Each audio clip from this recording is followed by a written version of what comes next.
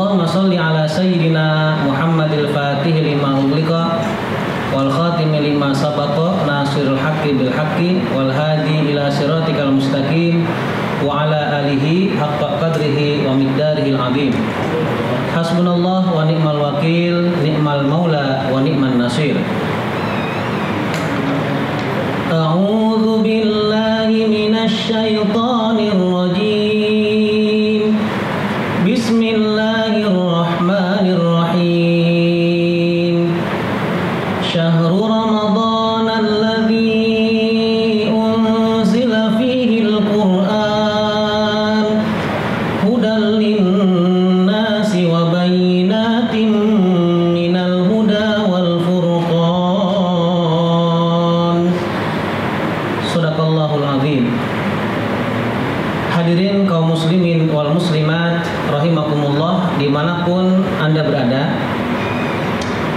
Ketika suatu hari ada seorang sahabat bertanya kepada Ibnu Abbas radhiyallahu anhuma tentang bulan apa yang paling baik di hadapan Allah Subhanahu wa taala. Kemudian Ibnu Abbas menjawab, bulan yang paling baik di hadapan Allah itu adalah bulan Ramadan. Kemudian apa yang menjadi alasan bulan Ramadan ini adalah bulan yang paling baik di hadapan Allah Subhanahu wa taala? Di antaranya adalah li'annahu unzila fihil Qur'an. Karena di dalamnya diturunkan Al-Qur'an oleh Allah Subhanahu wa taala. Tepat pada tanggal 17 Ramadan Allah mengutus malaikat untuk memberikan wahyu yang pertama, diawali dengan surah Al-Alaq ayat 1 sampai 5 kepada Nabi yang mulia Rasulullah Shallallahu alaihi wasallam. Sehingga di setiap tahunnya ketika ketemu di bulan Ramadan, tepat di tanggal 17 Ramadan, semua umat Islam dimanapun berada, pasti di tempat-tempat, di majelis-majelis ilmu, di musola, di masjid-masjid, mengadakan satu peringatan momen penting ketika datangnya 17 Ramadan yang disebut dengan peringatan Nuzulul Quran. Hadirin yang dimuliakan Allah Subhanahu wa taala, kemudian apa hikmah daripada Nuzulul Quran itu sendiri? Hikmah daripada diturunkan Al-Quran itu kepada baginda Rasulullah Sallallahu alaihi wasallam.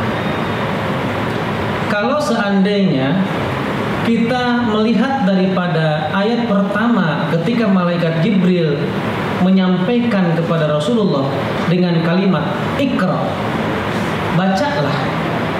Kemudian Nabiullah Muhammad SAW ketika itu menjawab dengan sebuah pertanyaan, apa yang harus saya baca? Berulang-ulang dari malaikat Jibril, Iqra.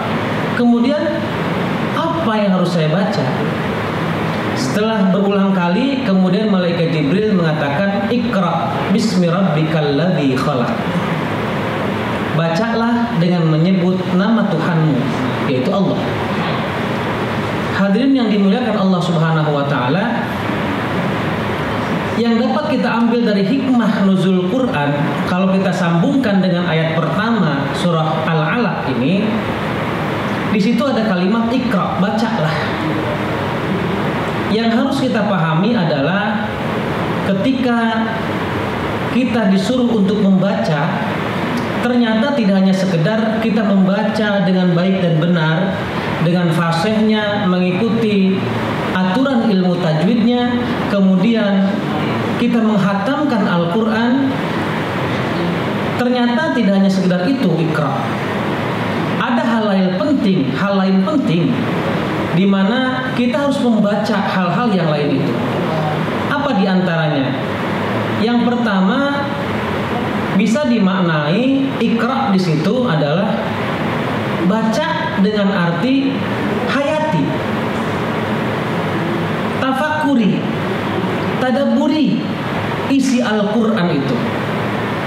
Bagaimana dengan cara mentafakurinya? Kita tahu bahwa ayat Al-Quran itu, firman Allah itu tidak hanya sekedar firman Allah yang bersifat kauliyah, tapi juga ada beberapa, bahkan banyak yang disebut dengan ayat-ayat kauniyahnya Allah, tanda-tanda kebesaran Allah. Maka kata malaikat baik itu yang bersifat kauliyah maupun yang bersifat kauniyah. Mana yang termasuk kauniyah? Ciptaan Allah.